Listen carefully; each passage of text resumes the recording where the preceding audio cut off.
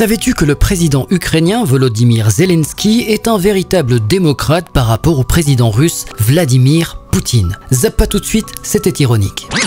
Dans cette vidéo, je vais te montrer 5 décisions majeures prouvant que Zelensky pourrait être président de la France à la place de Macron, qui a oublié ce que voulait dire le mot démocratie, ou remplacer celui qu'il critique, Vladimir Poutine. Poutine, le président sortant, a été réélu dimanche 17 mars président de la Fédération de Russie avec 87,97% des voix, un score sans appel. Il n'y a pas eu de réelle opposition, certes, mais on remarquera néanmoins que Poutine reste populaire auprès des citoyens russes. Voici ce que déclarait Zelensky après les résultats officiels. Il est clair pour tout le monde que ce personnage, comme cela s'est produit si souvent dans l'histoire, est tout simplement ivre de pouvoir et fait tout ce qu'il peut pour régner éternellement. Le dictateur russe simule une nouvelle élection. Cette personne devrait être jugée à la haie. Intéressons-nous cette fois à la démocratie selon Zelensky. Premier fait d'armes. L'interdiction à effet immédiat de certains médias. Sur décret présidentiel, 3 médias qualifiés de pro-Kremlin ont été privés de licence. Reporters sans frontières s'inquiètent d'un usage abusif des sanctions et appellent les autorités à respecter leurs obligations internationales. En octobre 2022, un décret de Kiev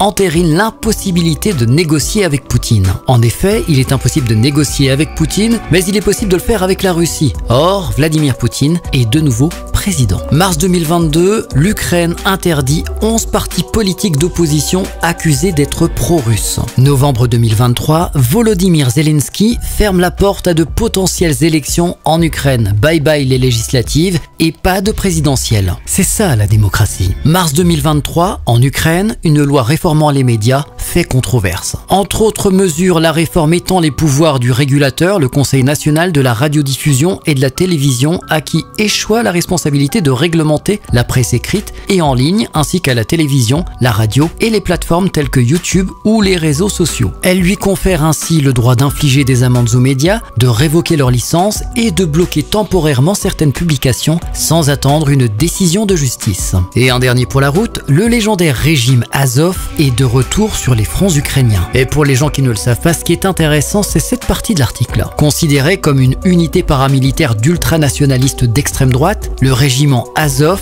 est devenu une unité régulière intégrée à la garde nationale ukrainienne peu de temps après le début du conflit contre la Russie. En gros, il y a bien des nazis dans l'armée ukrainienne. Tu l'auras donc compris avec cette vidéo, les cordonniers sont toujours les plus mal chaussés.